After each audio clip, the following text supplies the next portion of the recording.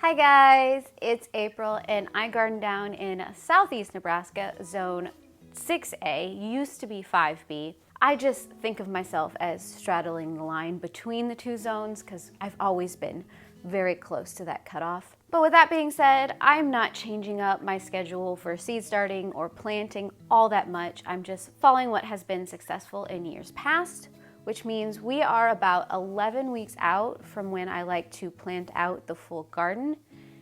And with that, I am going to be starting some biennials. Biennials are plants that take up to 2 years to actually flower or fruit. So the first year they're just putting on leaves and roots, and then they go dormant during the winter and then come back, and they are so beautiful. I have 3 different biennials that I really like to plant out, and that is Foxglove, Sweet Williams, and Hollyhocks. So far, the only ones I have been truly successful with are Hollyhocks. I actually got blooms last year because I had some that successfully overwintered. Sweet Williams, I've been struggling finding a spot in which they like and actually survive through the summer so that they can go dormant in the winter and come back the next year.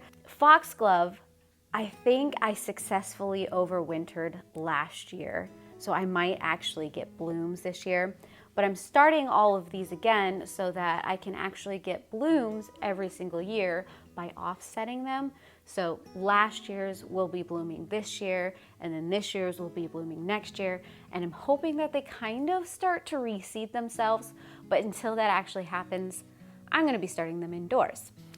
Behind me, I have 3 4-cell containers that I'm going to be starting all of those in. You also saw me reseed the kiwi.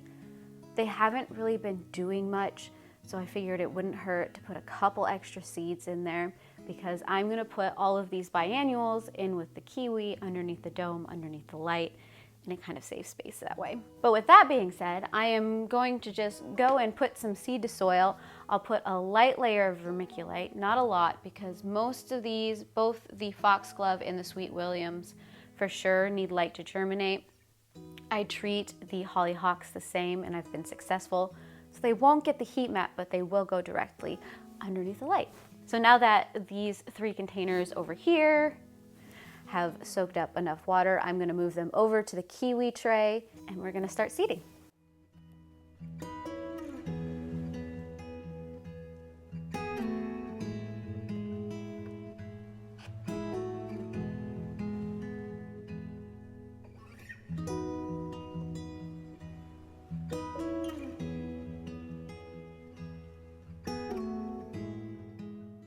So the first one we're going to plant is the Hollyhock, which is going to be in these 4 over here. I am growing the jet black Hollyhock. I have some seeds from Baker Creek. I also have seeds that I saved from my own flowers this year. I think I'm actually going to use mine since they have become accustomed to my climate. So I'm hoping these ones will grow very well. And this is kind of my plan as the years go on, and that is to continue to use my own seeds so they become hardier and hardier to my area. Now, Hollyhock seeds are these little disc snail looking things, and I dropped that somewhere and I have no idea where that went. Oops. Oh, there it is. So I'm gonna put maybe 3 in each container. I'm gonna press them a little bit into the soil. Working around the camera is a little bit interesting.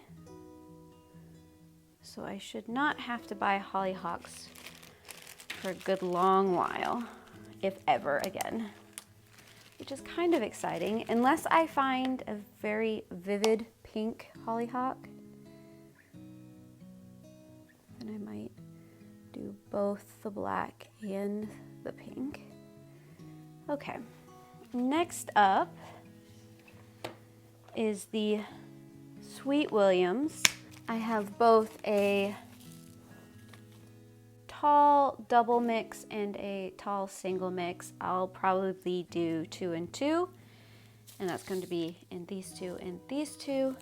These are from Eden Brothers, and these I believe are super small seeds. Yes, you're not even gonna hardly be able to see these.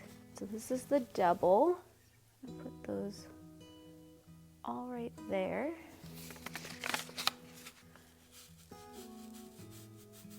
Next up will be the tall single. I'm really hoping that I get these ones to survive this year.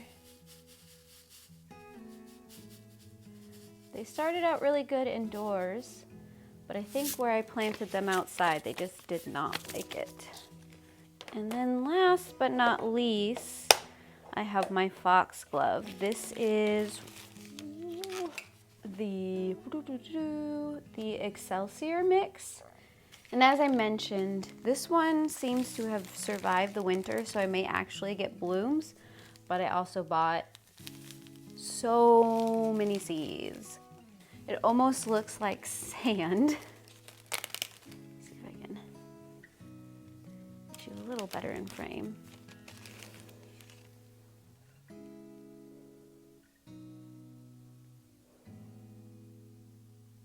Now I am just going to go get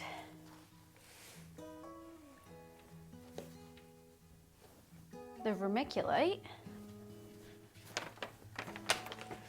and lightly cover all of these, and we should be good. I'm not going to go as heavy-handed as I have done in some of these in the past, because the Sweet Williams and the Foxglove need that light to germinate.